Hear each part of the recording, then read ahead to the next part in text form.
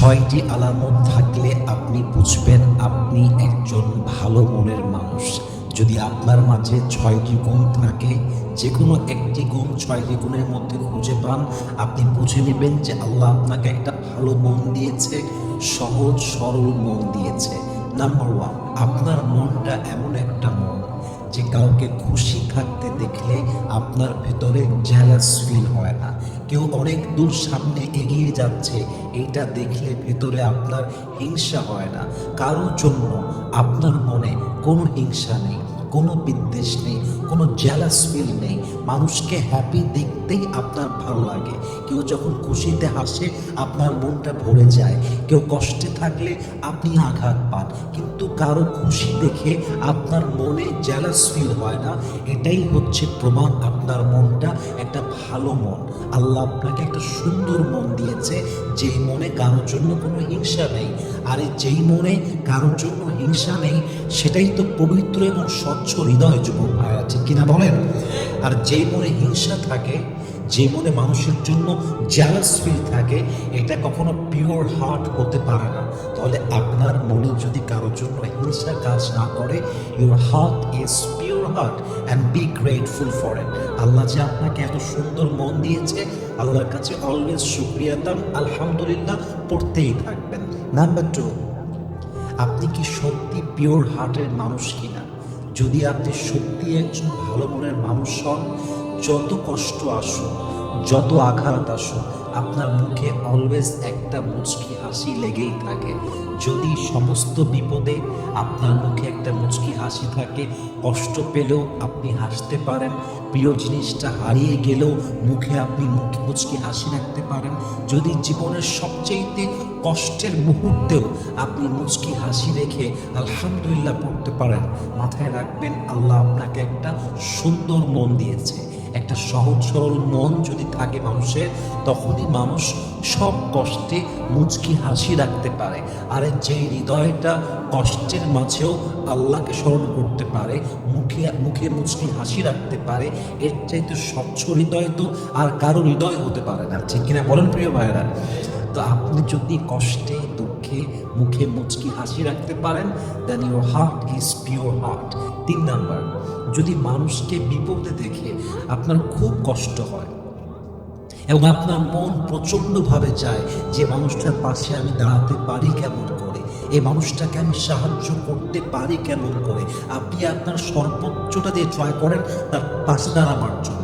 যদি আপনার সামর্থ্য না থাকে, আপনি আফসোস করেন যে I wish I could have this person, ইস যদি আমি সাহায্য করতে পারতাম, ইস আমার যদি অনেক টাকা থাকতো, আমি মানুষটার সমস্ত কষ্ট দূর করে ফেলতাম। এই যে আপনার ভেতরের আকাঙ্ক্ষা, আপনি মানুষের পাশে দাঁড়াতে চাচ্ছেন, বিপদের সাথী হতে চাচ্ছেন, এটাই প্রমাণ যে আপনার হার্টটা একটা পিওর হার্ট, আপনার মনটা একটা ভালো মানুষের মন।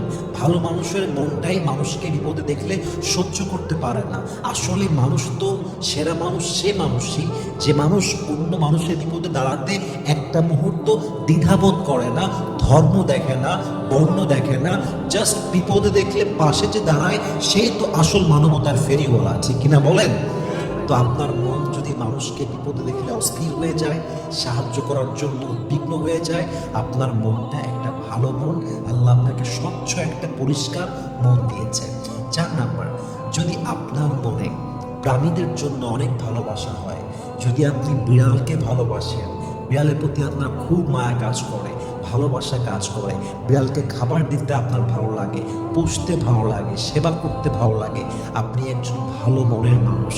ভালো মনের মানুষের ভেতরে সবচেয়ে বড় গুণটা হচ্ছে সে প্রাণীদের প্রতি দুর্বল হয়, সে প্রাণীদেরকে ভালোবাসে, বিড়াল দেখে তার ভিতরে ভালোবাসা কাজ করে। এবং স্বচ্ছ মনের মানুষই সেই মানুষ যে নিজের জন্য কাজ করে, মানুষের জন্য কাজ করে এবং প্রাণীদের জন্য তার ভালোবাসা কাজ করে, ঠিক কিনা বলেন?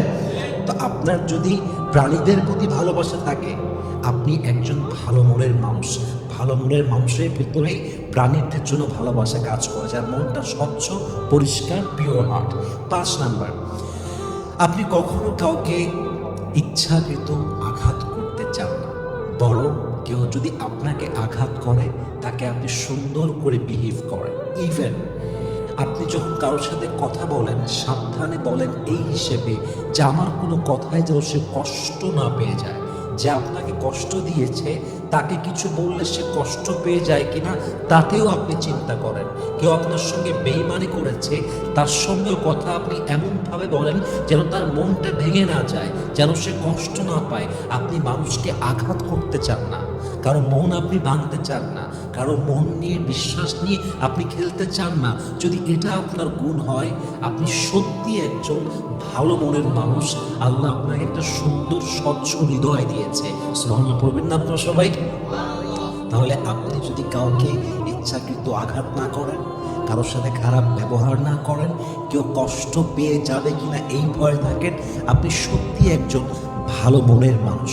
সর্বশেষ যেটা বলে আমি আজকে শেষ করতে চাই, আপনি তার প্রতি অনেক বেশি আপনার মায়া কাজ করে যাকে সবাই কটাক্ষ করে, যাকে সবাই দেখে মজা করে, আপনার তার প্রতিও মায়া কাজ করে। মনে করেন আপনি একটা ক্লাসে থাকেন, আপনি একটা ক্লাসের ছাত্র, একজন ছাত্র একটু বোবা, সবাই তাকে নিয়ে মজা করে, সবাই তাকে নিয়ে কটাক্ষ করে, কিন্তু আপনার মন তার জন্য উদ্বিগ্ন। তাকে দেখলে আপনার মায়া হয়, তাকে আপনার দেখলে একটু ভালোবাসতে মনে চায়, কথা বলতে মনে চায়, তাকে বোঝাতে মনে চায়। সবাই তোমাকে নিয়ে কটাক্ষ করলো, আমি তোমাকে ওই চোখে দেখি না। যাকে সবাই আঘাত করে তাকেও আপনি খুশি করতে চান। এটা আপনার মন যে সত্যিই ভালো, এটা তার সবচেয়ে বড় প্রমাণ।